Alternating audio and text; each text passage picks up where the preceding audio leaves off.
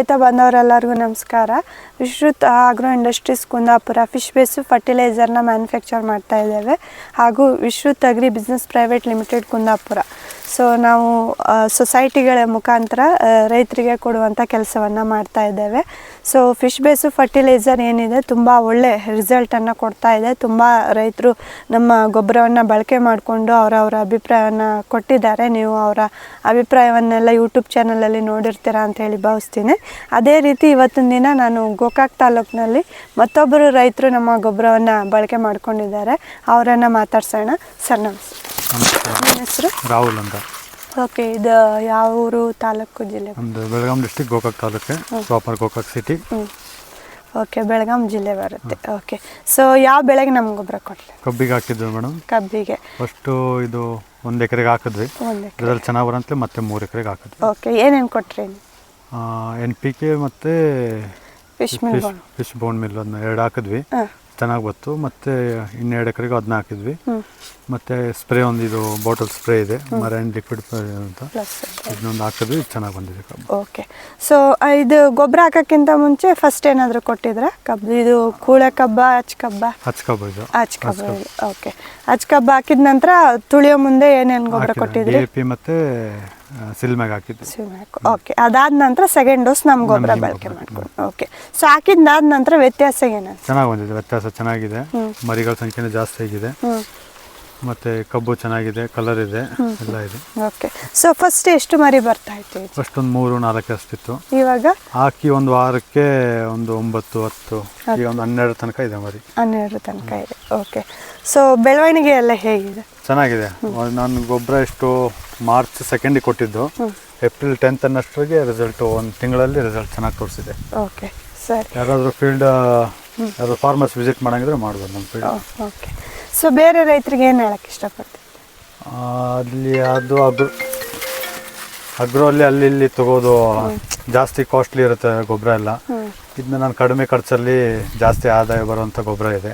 ಇದನ್ನ ಹಾಕಿದ್ರೆ ಸ್ವಲ್ಪ ಉಪಯೋಗ ಆಗ್ಬೋದು ರೈತರಿಗೆ ಅಂತ ನಾನು ಹೇಳಕ್ಕೆ ಇಷ್ಟಪಡ್ತೀನಿ ಮೇಡಮ್. ಓಕೆ, ಸೊ ಇದೇ ರೀತಿ ನಮ್ಮ ಗೊಬ್ಬರನ ಬಳಕೆ ಮಾಡ್ಕೊಳ್ಳಿ. ಮತ್ತು ಕಬ್ಬಿನ ಬೆಳೆಗೆ ಅಲ್ಲ, ಬೇರೆ ಎಲ್ಲ ಬೆಳೆಗೂ ನಮ್ಮ ಗೊಬ್ಬರ ಬಳಕೆ ಮಾಡ್ಕೋಬೋದು.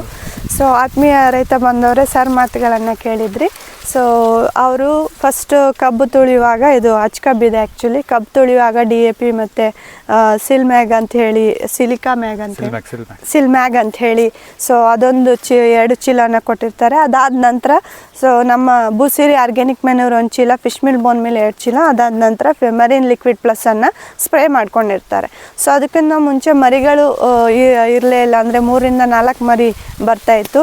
ಅದಾದ ನಂತರ ಇವಾಗ 10-12 ಮರಿ ತನಕನೂ ಬಂದಿರೋದು. ಗ್ರೋತ್ ನೀವೇ ನೋಡ್ತಾ ಇದ್ದೀರಾ, ಬೆಳವಣಿಗೆನೂ ಚೆನ್ನಾಗಿ ಬಂದಿದೆ, ಮತ್ತು ಕಲರ್ ಕೂಡ ನೀವೇ ನೋಡ್ತಾ ಇದ್ದೀರಾ.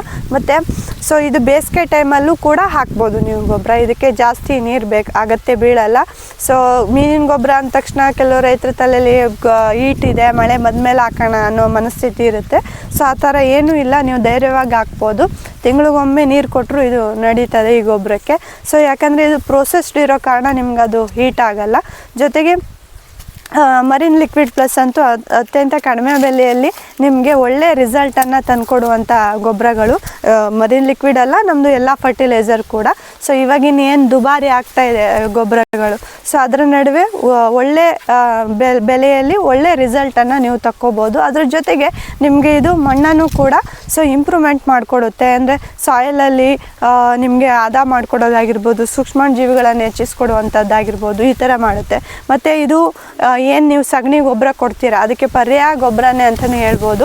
ಇವಾಗ ಎಷ್ಟೋ ಜನ ಅರಿಶಿನ ಬೆಳೀತಾ ಇದ್ದೀರಾ, ಅರಿಶಿನಕ್ಕಾಗಲಿ ಕಬ್ಬಿಗಾಗಲಿ, ಅರಿಶಿನ ಹೇಳ್ತಾ ಇದ್ದೀನಿ ಅಂತ ಅರಿಶಿನಕ್ಕೆ ಮಾತ್ರ ಅಲ್ಲ, ಎಲ್ಲ ಬೆಳೆಗೂ ನೀವು ಯೂಸ್ ಮಾಡ್ಬೋದು.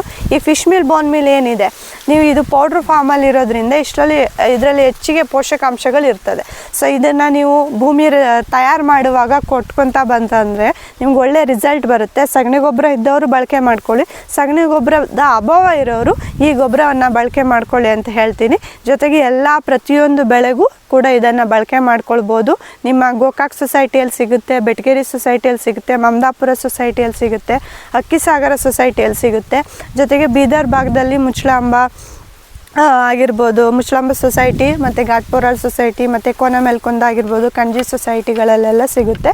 ಜೊತೆಗೆ ಇಲ್ಲಿ ಸವದತ್ತಿ ತಾಲೂಕಲ್ಲಿ ಬೆಳಗಾಂ ಜಿಲ್ಲೆಯಲ್ಲಿ ಆಸುಂಡಿ ಸೊಸೈಟಿಯಲ್ಲಿ ಕೂಡ ನಿಮ್ಗೆ ಅವೈಲಬಿಲಿಟಿ ಇದೆ.